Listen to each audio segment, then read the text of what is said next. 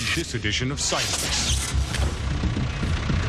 In March of 1993, police and military personnel all over England saw a huge UFO cruising silently at low altitude.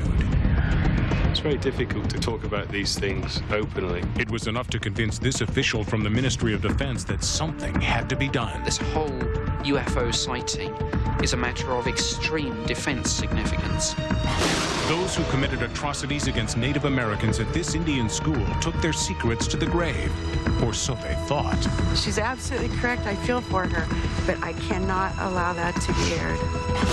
What mysteries lurk beneath the surface of this peaceful mountain lake? I saw it, and it's a very big animal.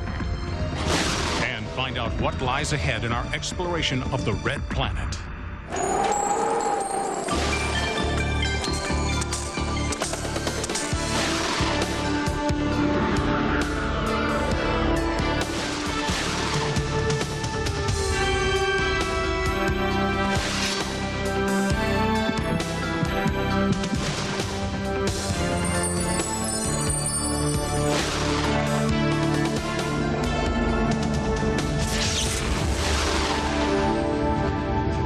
Welcome to Sightings. I'm Tim White. On a past edition of Sightings, we introduced you to Nick Pope, the British Defense Ministry's former point man for UFO investigations. When I first interviewed Pope last year, he told me that he was a non-believer until one extraordinary UFO report changed his mind completely. It's a case little known outside of England, but one that has the power to turn skeptics into true believers.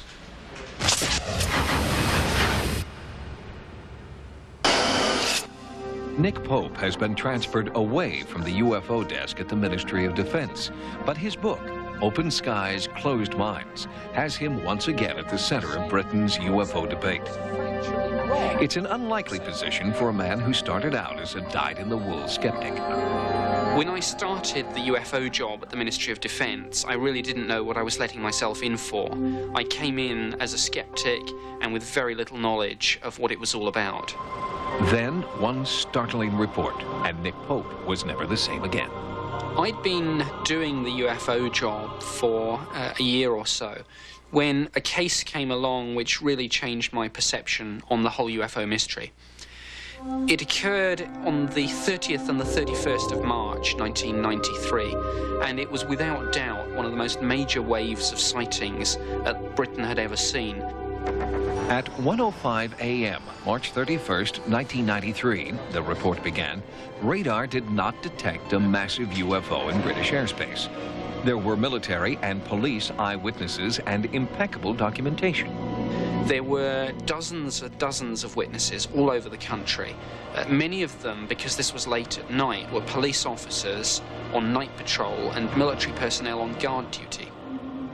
UFO investigator Doug Cooper was awakened at 2:20 that morning by a shaken Cornwall police sergeant who described what he and others had just seen.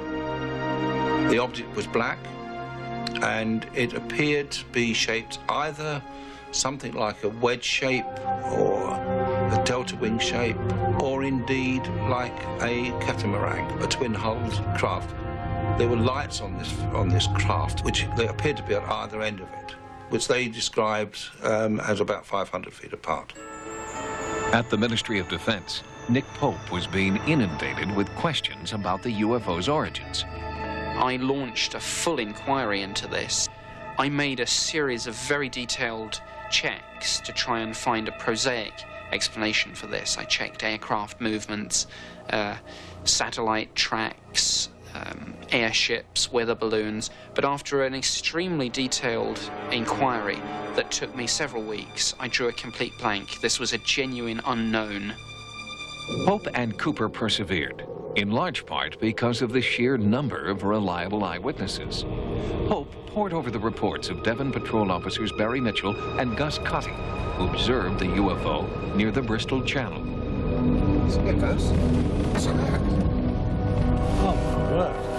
Gus and I both sort of looked at each other, and Gus stopped the car and we got out.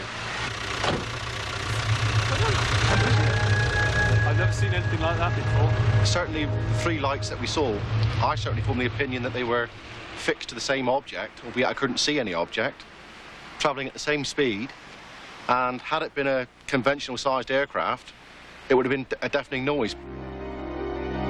It was probably in our view for about 30 seconds. It was really strange, yeah. Those are the 3 lights in the position, and that's our vehicle. You just don't know what to say, do you? It's the first time you come across something like that. Their notes and drawings only came out after they discovered they were not alone. It's very difficult to come out of the closet, so to speak, and talk about these things openly. So Barry and I decided not to say anything initially, but then another officer in Cornwall came up over the radio and said that he had seen these lights. So once it had broken the ice, we just then said, well, yeah, we've seen them as well. And then other officers came across the radio as well to say that they'd seen the lights as well. In fact, police all over southern England were calling dispatch with UFO sightings of their own. The other officers who saw these lights, albeit some of those officers were in excess of 60 or 70 miles away from where we were, the timing of their sighting was exactly the same as the timing of our sighting, which, putting the whole thing together, makes it even further a bigger mystery. Police officers are reliable, and they're not given to flights of fancy, as far as we're concerned. They're reporting something which they're seeing, which they don't understand. This is basically what we're talking about. It's an object which they can't identify with. And I suppose, to some extent, rather alarmed them. At MOD, Pope read secret Air Force documents and discovered that the RAF was just as baffled as he. He realized that something had happened, and he seems to have gone out of his way to be as helpful as he possibly could by sending me a letter with the map on it, of course. We've never had this before from anybody in that position. Not only did Pope send a map showing when and how the UFO had traveled, he also included where. A complete list of sightings locations, including several military installations, something only the Defense Ministry knew. Pope did it because he felt the UFO posed a serious threat. Something had flown into England, and military radar didn't catch it. I ordered the radar tapes to be impounded and sent to me in my office. I then sat down, viewed them, and then brought in an air defense expert to have another look. We were clear that there was nothing on the tape. This was very worrying. We'd got reports from military personnel of a sizable craft operating very low over 2 of our military bases, and there was nothing on radar. So we never had any warning, and we never even got our air defense aircraft into the air. The MOD are faced with a situation where they have an object flying across our counties, and they have no way of detecting it. Whether they're alien craft or otherwise is another matter. But the fact is that an unknown craft crossed right across these counties, and the RAF do not appear to have picked it up on their radar. If a structured craft of unknown origin has evaded detection by the Royal Air Force, the implications are global. If the world's air defense systems cannot respond, what will? That's got to be extremely worrying, and that's got to mean that this whole UFO sighting is a matter of extreme defense significance. The party line, the Ministry of Defense standard view, is that UFOs are of no defense significance. Now, after this incident, I didn't have much time for that standard line. I felt it simply didn't stand up to the facts, and it was from this point that my views on the whole UFO phenomenon began to change, and I began to realize that it wasn't just lights in the sky. It couldn't be explained, and there may well be some extraterrestrial explanation to a hard core of these UFO sightings. We asked the Ministry of Defense for comment on this report. The MOD's official response states that while they remain open-minded about the possible existence of flying saucers, they, quote, remain unaware of any evidence which proves that these phenomena exist, unquote. Next, why moonwalker Edgar Mitchell turned to the paranormal for answers about our world. That mind is interactive with nature. It's a part of nature. It's inseparable.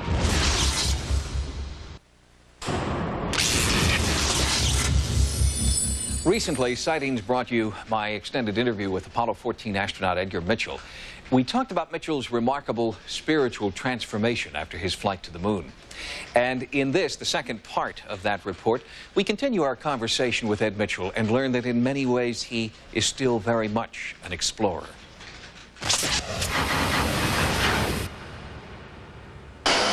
My whole purpose in my life, turns out, is that of an explorer, to discover. This is Edgar Mitchell, the cosmic explorer, one of only 12 men to stand on the moon and look back on Earth as a true extraterrestrial. When Apollo 14 returned to Earth, Edgar Mitchell was a different man.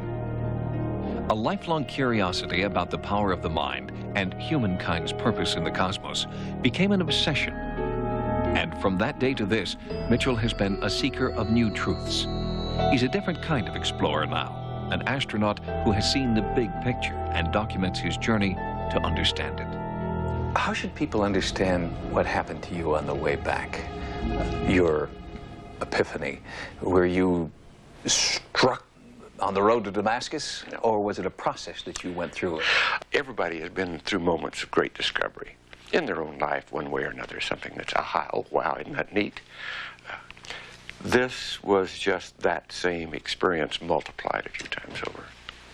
Most people don't spend 25 years working to find out what that moment of discovery meant, and you have. Why? There was an impulse within me to find out what all of this meant. This experience was so curious. And I think, being a pretty good scientist and a pretty good explorer, I said, this doesn't fit my answers. Let's go find out why my answers are wrong. So it's taken 25 years to come to a new answer. It began with Mitchell's sense that there must be a universal connection between all things. Neither science nor religion had all the answers, he felt. So, for the past 20 years, questions formulated in outer space have been explored at the Institute of Noetic Sciences, founded by Mitchell and currently under the direction of Winston Franklin. One of the really fascinating things about the Institute is that in that moment in the spaceship, Edgar Mitchell got a very complete picture of what the Institute should be. In other words, he realized that it was to be an integration of science and spirituality. The old model says the mind doesn't matter, that only the laws of nature, which are immutable, physics matter. That's it. Your proposition is that not only does the mind matter, it is inseparable from the laws of physics. The bottom line today is that mind is interactive with nature. It's a part of nature. It's inseparable. The universe we're in is a self-organizing, trial and error, learning, intelligent, interactive universe. And that's quite a different model than we had 20 years ago. Much of this new reality is based on personal experiences, which have led Mitchell to respect the potential of mind over matter. He calls it intentionality, the power of the mind to deliberately change reality. When Edgar Mitchell's mother developed glaucoma and became blind without her glasses, doctors said there was little they could do, so Mitchell brought his mother to a Tibetan healer. I didn't know whether it was real, not real, but he was oppressive, and mother was having a problem, so my devious little mind said, get them together. The results of the 20-minute healing session were not immediately apparent. 6 o'clock the next morning, my mother came rushing into my room, waked me up out of sleep, had her Bible in one hand, her glasses in the other, proceeded to read her scripture. She was a very religious woman, and said, praise the Lord, I can see, son, I can see. Then dropped her glasses on the floor, ground them under her foot, and said again, praise the Lord, I can see. Mitchell was impressed by the effect of the healing. Then, a week later, something even more startling happened. His mother asked if the healer was a Christian, and was devastated when Mitchell told her that he was a Buddhist. The next day, she went back to get her glasses. She couldn't see. So the belief system, the mind, really had a lot to do with that. Apollo 13 nearly suffered a tragedy of untold proportion. They almost didn't make it back. Whole crew almost lost in space. The entire Earth praying that something works out in a particular way, could that have an effect on their return? I certainly think so. From everything we've learned, the non-local desires, the intentions, the wishes of that many people, absolutely. We watch the intentions, the kindly, healing, loving intentions of people have an effect on traumatized, ill people time after time after time. Through published studies, the Institute of Noetic Sciences has helped mainstream alternative techniques like biofeedback and acupuncture. Now, an ambitious project is underway to change the way our brains perceive the world.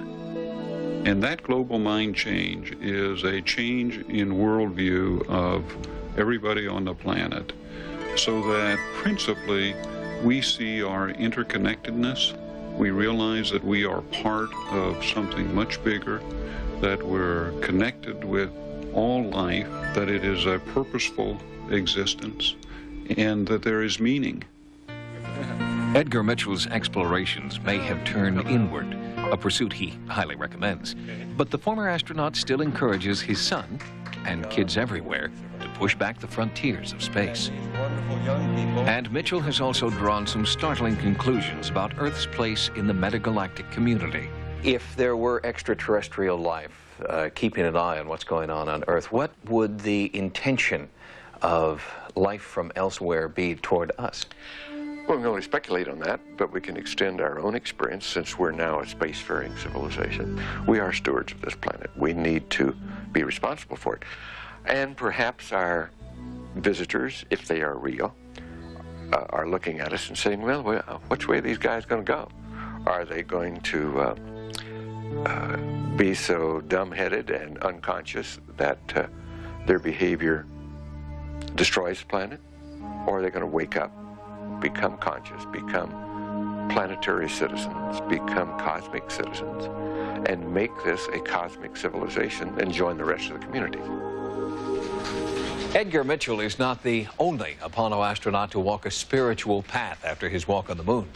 Alan Bean, the fourth man to walk on the moon, has become a painter, creating dreamy galactic scenes. James Irwin, who walked on the moon in 1971, became a minister after his flight and is a religious explorer who searched for traces of Noah's Ark. And Charles Duke, who followed Irwin to the moon, is now a Christian missionary. Next, what's behind a recent rash of mutant frogs? Later, another lake monster rears its ugly head.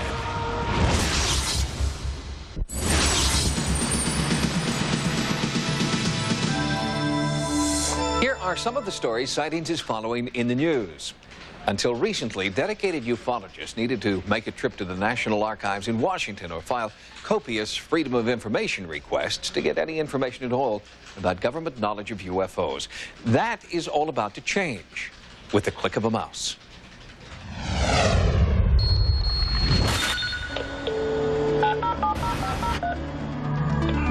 On the World Wide Web, the Periscope is giving users a virtual almanac of up-to-the-minute UFO reports. From black helicopters to Area 51, this website is dedicated to providing information on UFOs, conspiracies, cryptic creatures, and cutting-edge science. Click on one of 4 major icons and find out the latest paranormal facts and figures from around the world. The Matrix link is devoted to conspiracies and cover-ups. Nebula is a continuing update on UFO sightings and alien encounters. Enigma catalogs paranormal phenomena. And Dossier has declassified government documents. Take an alien abduction survey. Visit the image gallery. Or click on the Freedom of Information Act Help Center. From there, you can FOIA almost any government agency, from the National Security Council to the White House. Periscope has up-to-date links, data, and images. Available at www.periscope.com.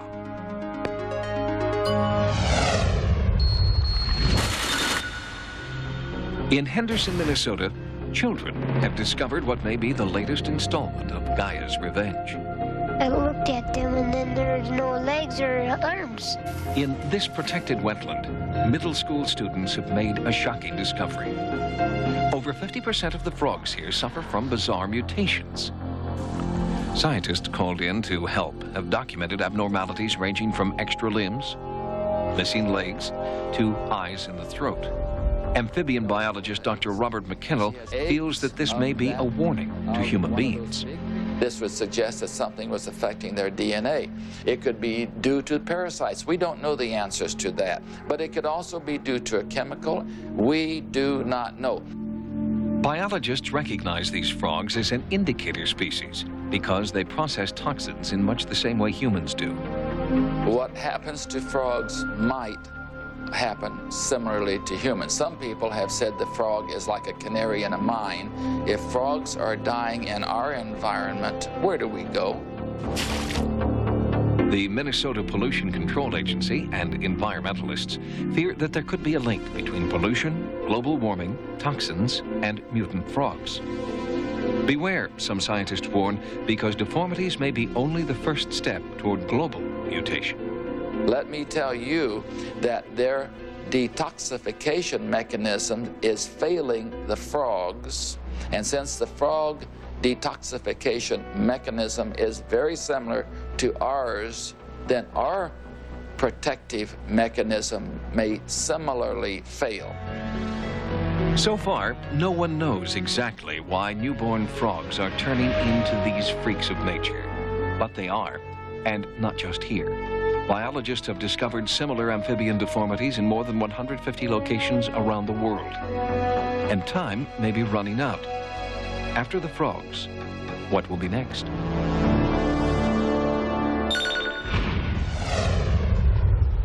We'll have more stories in the news next time. Now, here's what's coming up as Sightings continues. I really feel bad for you guys because there's so much injustice here. A psychic experiences the horror of long-forgotten abuse at an abandoned school for Indians. Who's not here to, like, save us? You know, and then having to run.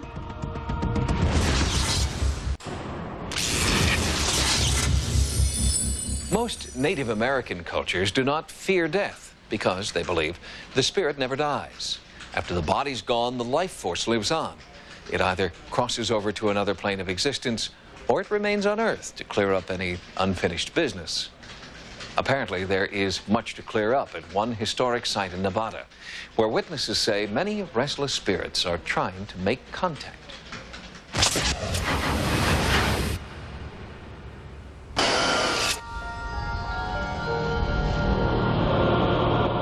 This is where the spirits walk, people say. Here, among the abandoned stone buildings at the old Stewart Indian School, just outside Carson City, Nevada. Tribespeople in Stewart have preserved a portion of this site as a museum and cultural resource center, but most of the campus remains the same as it did in 1930. There are secrets behind these boarded windows and the belief that school children, long dead, are still here. I have seen 2 children that are playing on the grass. But as I keep walking, I turn back to look at them. They're no longer there. Mike Perez is a member of the Miwok tribe. He speaks for many people who have grown up in this area and have watched the spirit children. They seem to be playing with each other, rolling around with each other, and when you take a second look, they're no longer there. They have gone. The ephemeral scenes are described as poignant, spiritual, never frightening. But there's a different feeling in the basement of the old administration building. Here, the spirit of an older white male is said to defend his otherworldly territory with an iron fist. He is called the superintendent because he is thought to be the spirit of a ruthless school official. I can't say what it is, but there's definitely something in the basement. Bo Sargent is a former cultural center administrator. Some of his ancestors attended the school. You get a really weird feeling as you're going down the stairs, and there was a really bad odor underneath the stairs. I felt scared. My whole body was just nothing but goosebumps, and my hair was standing, and like that odor. Oh, that was the odor that I smelled down there seemed to stay right inside my nose. I turned around, and within a blink of an eye, there was a tall gentleman that I believe is the superintendent that lived here, walked through me, my left shoulder. He was tall, thin, dark clothes. I think he was wearing glasses, and it just happened very fast. I've heard stories that he stands in front of the fireplace and with a blanket wrapped around him, and he shivers, he's cold, trying to get warm. There's a lot of emotion attached to this place due to what happened when the school first opened, and you speak with the elders now who come into the museum, and they have this fear of coming back to this school, of what went on during that time when they were little kids coming here. I am certain that energy and turmoil is energy and turmoil. It's just that. And I think that what a lot of these people have seen are the remains of that energy. Unresolved conflict, unsolved murders, unsolved questions, unpunished perpetrators of horrible deeds. Sightings was granted permission to bring psychic investigator Jorianne DeFrey to the old school to see if she could ease the pain of the spirits here. I believe that when I do this work, I allow the universal energies to flow through me, to give me all the information that's necessary to help any situation. But she was not prepared for the secrets revealed to her. I was grief-stricken. I was caught up in an emotional state for quite a while that even when I left the land, I was at the point of tears. Jorianne's work is usually matter-of-fact, recording psychic impressions on tape, then taking copious notes. But this case reached deep into Jorianne's being. And when she met Susie Lisa, Jorianne could no longer keep her businesslike demeanor. Some of my staff are bothered by the superintendent, and if there's some way to make it so he doesn't bother my staff. What it appears to be is that he is not who you think he is. He is not one man. He is an accumulation of energies that have come through him. Him being like a channel, okay? And all this negativity and everything else just seemed to like well up in him. I don't know if there's been slaughter on this property. I don't know what's going on here, but the loss is overwhelming. I believe that the government has had stuff to do here or something. I don't know if this land has changed hands or whatever, but what was once yours will be yours again, like that. Okay, does that make sense to you? Completely. A lot of people died here, just unbelievable. A lot of people also somewhere were cut down in their prime. Yes, these are the children you're talking about. I really feel bad for you guys because there's so much injustice here. Then Jorianne began to give specific information about what happened to the children. You're correct, but I cannot put this on camera. We can't use this. She's absolutely correct. I feel for her, but I cannot allow that to be aired. I feel terrible that she did hit that, but there's no way you can use that. We are aware of what's there. Sightings agreed to respect the wishes of the Cultural Center and not air Jorianne's revelations. She had hit on certain truths that many people hold sacred, and to divulge them would mean interfering with ongoing healing practices now being conducted. What can be told is the school's tragic place in Native American history. The Stewart School was established after the infamous slaughter at Wounded Knee in 1890. It was built by the U.S. government to address what was termed, quote, the Indian problem. Children here were acculturated, converted to Christianity, taught English and other subjects that U.S. officials promised would civilize the savages. In the early times, from 1890 to about 1930, it was a roundup, a wholesale roundup, much like you'd gather unbranded cattle. And some of the children were actually even brought here in cattle cars. So the process was a mandatory roundup. In that era, children who were taken to the Stewart School never went home again. Children as young as 2 were forcibly taken from the family they would never see again.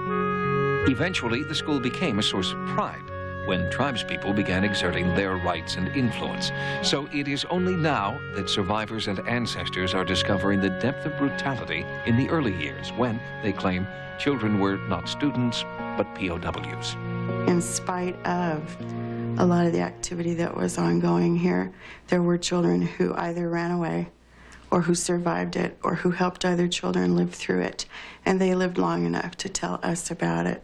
When Jorianne went into the superintendent's basement, she felt that this was ground zero for the activity. Oh, I'm going to tell you right away. The sense that I get in here is like this, you know, don't come in here. All right, don't come into this room, okay? God help you if you should go in this room, okay? Like something or somebody is going to get you. It's like what happened down here.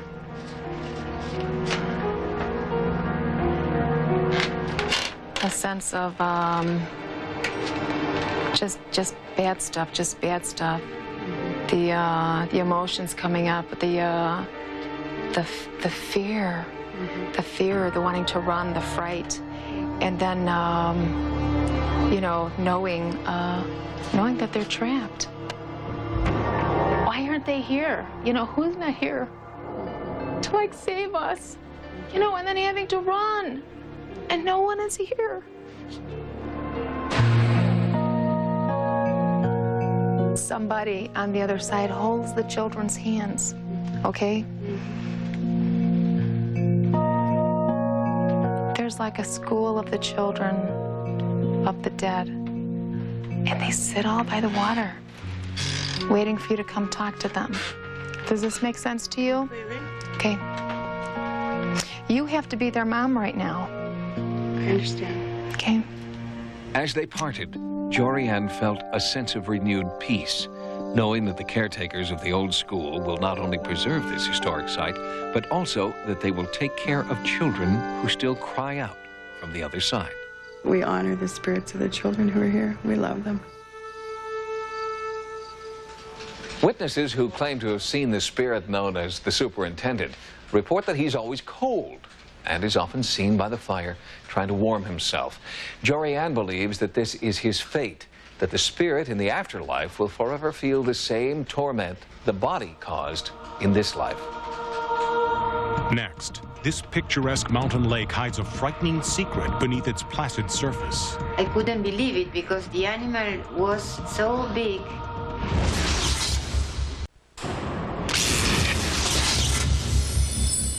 You've heard their names on Sightings before: Nessie, Champ, Ishi, Ogopogo, the stars of the lake monster debate, of course.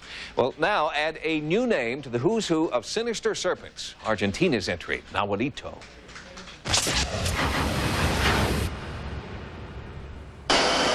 Some people think that Nahualito seems like a dinosaur, and I think that's right because of the size of the animal, with arms like a whale. It was big. It was very big. The prehistoric lake monster has been spotted here in Lake Nahuahuapi, high in the Andes Mountains of Argentina. And he's a dead ringer for the Loch Ness Monster. There is always the possibility of finding something surprising, but the surprising things, logically, are rare. Felipe Valverde is a biologist who is part of an investigative team in search of the elusive Nahualito. Valverde doubts the creature is either prehistoric or an undiscovered species, but he maintains an open mind. Different phenomena have been seen, some of which can be explained. But there is testimony by others of having seen a neck and a head, and that is more difficult. Eyewitnesses describe a swimming monster with a small head and long neck, identical to the aquatic dinosaur Plesiosaurus. But the Plesiosaurus were wiped off the face of the earth millions of years ago. Finding a surviving colony now, says Dr. Jose Bonaparte, would be like encountering a T-Rex in your garden.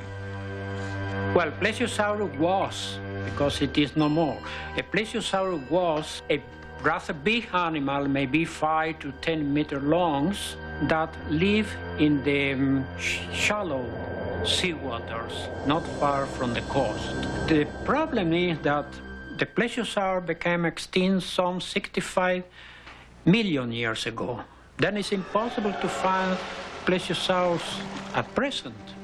But scientific impossibility is little comfort to those who have encountered the creature, like Tessie Campbell, who worked at a lakeside resort. My friend shouted because an animal appeared suddenly in the lake.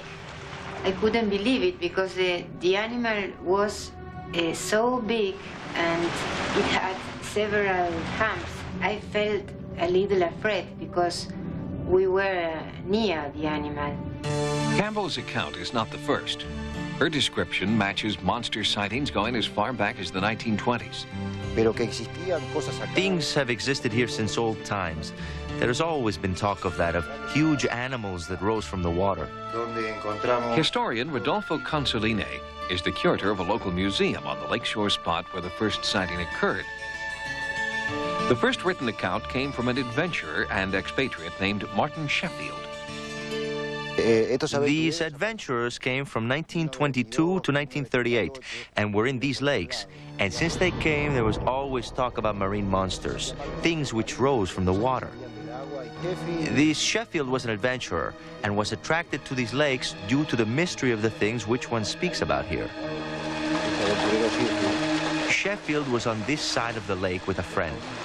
He was surprised by some type of object that rose from the water. He was very scared. He gathered his things and left the area. He reported this to the director of the museum in Buenos Aires. They sent people to investigate, but nothing was ever found. The hunt for Nahualito drew international attention for a while. Eventually, an impatient press moved on, but the sightings continue to this day. The lake was like a mirror, and we saw a mark that was forming, and what called our attention to it was that there were no vessels causing it. Hector Ulicia laughed at monster stories until he had his own encounter. We were able to see, first, a bubbling water, and later a physical form of very black color, very dark, and at a pretty significant speed.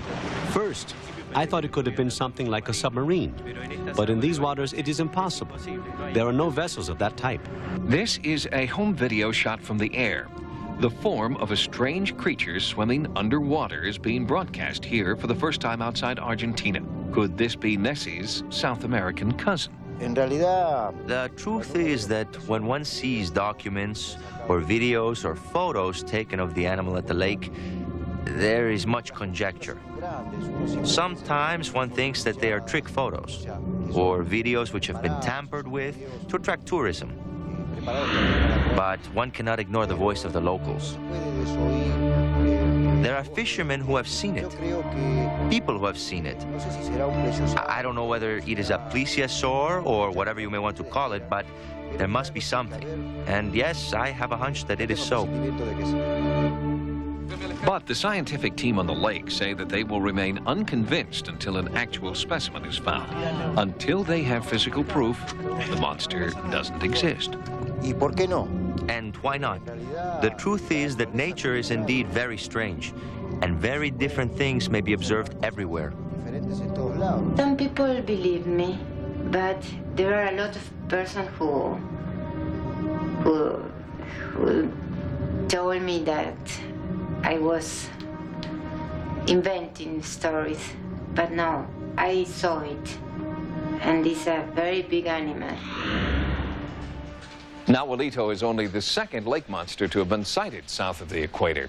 The first monster was spotted nearby in Patagonia at the turn of the century, and by the 1920s, that monster was so popular that it inspired its own dance, called the plesiosaur tango.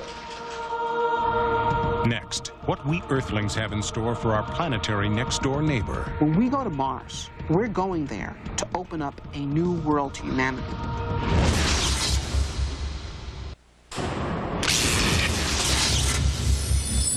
If there is life on Mars, NASA has vowed to find it. With the launch of the Mars Global Surveyor last November and the Mars Pathfinder in December, the U.S. Space Agency has every expectation that we will soon know what, or perhaps even who, survives on the red planet. Why are we interested in Mars? Why are we interested in our neighbors? Why do boys fall in love with the girl next door? It's the planet next door. It's the only one we know of that might someday be made habitable for human colonists, for human life. Our romantic fascination with Mars and creatures that might dwell there began in the 19th century when an imaginative astronomer showed the world what that tiny red speck looked like up close and said there were canals there. When Schiaparelli said, I can see channels, there are lines on the surface, I think that was the beginning of the mass interest in Mars. Those canals were really the big kicker. Once Schiaparelli said that there might be life on Mars, the stage was set for all-out Martian hysteria, culminating with the broadcast of War of the Worlds in 1938. The radio play was fiction, but thousands of people believed we were under Martian attack. That night was a disaster in the New York area because a lot of people thought, my gosh, this is really happening. And it was such a powerful impact that ever since then, the story of the Martian invasion has become one of the basic American popular culture mythology stories. And now a new Martian invasion is underway. Earth meets Mars on its own turf when NASA's first camera-laden probe lands in 1997.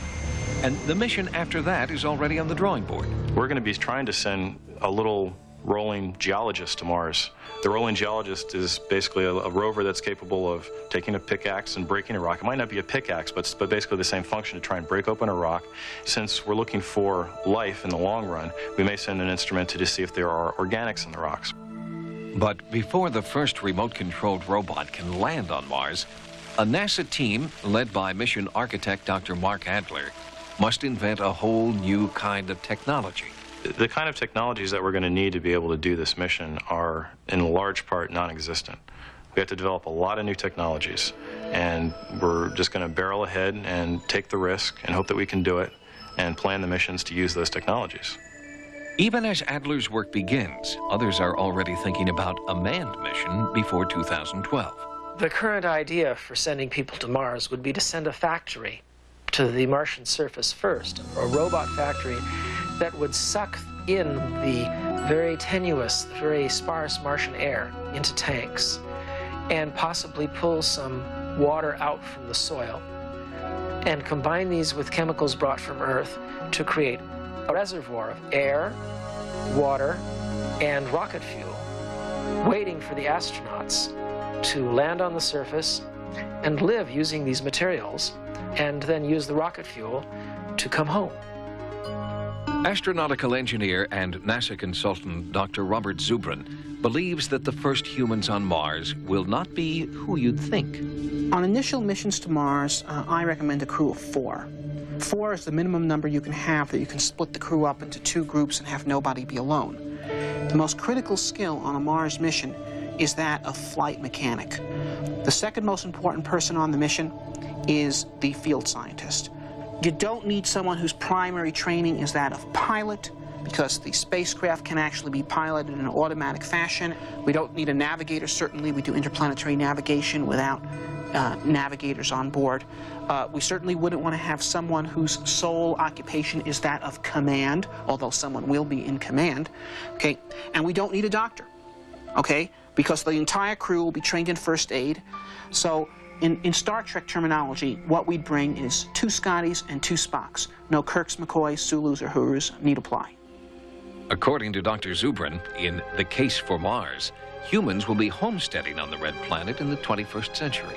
Mars may appear to be bleak, but in fact, there does exist on Mars every resource that is needed to support not just life, but a new branch of human civilization. Mars has water. It's frozen, but it's there. It's got carbon dioxide, it's got nitrogen, it's got sulfur and calcium and phosphorus and silicon and iron and titanium and aluminum. It's got everything you need to grow food, to make plastics, ceramics, glasses, metals, okay, everything. And if you can go to Mars and develop the know-how that allows you to turn those elements into useful objects, you turn Mars into a habitable planet. What was once a hotly contested space race is now a global effort, and it may well be that it takes another planet to finally unite the people of Earth. When we go to Mars, we're going there to open up a new world to humanity. We're not going there to, do flags and footprints like Apollo. We're going there, okay, to explore a world and pioneer a world and create the first seeds of a new branch of human civilization. Last November, the Global Surveyor and Pathfinder were not alone in their race for Mars. Russia also launched an unmanned probe and Martian rover called Mars 96. That probe crashed, and now a $64 million spacecraft and perhaps the future of the Russian space program lie at the bottom of the Pacific Ocean. If you've had a paranormal experience, please write to us at Sightings. Sightings can also be contacted at America Online at keyword Sightings. Download images, sounds, and QuickTime clips from Sightings episodes. On the internet, access information about sightings and the paranormal at sci-fi.com/sightings. Until next time, remember, no mystery is closed to an open mind. For Sightings, I'm Tim White. Next on Sci-Fi, Dark Shadows.